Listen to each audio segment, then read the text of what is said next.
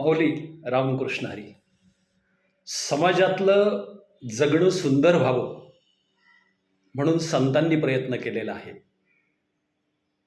ज्ञानेश्वर माऊली एका ठिकाणी असं म्हणतात, अवघाची संसार सुखाचा करीण, आनंदे भरीन तीही लोक.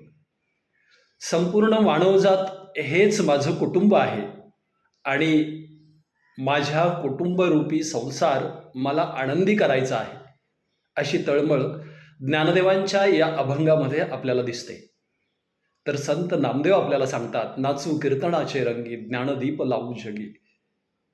संत नामदेवांनी कीर्तनाच्या माध्यमातून भारतातील अनेक राज्यात ज्ञानरूपी प्रकाश देण्याचं काम केलेलं आहे. तर संत तुकाराम महाराज सांगतात, आम्ही वैकुंठवाशी आलो याच कारणाशी, बोलिले जे ऋषी साच भावे वारताया.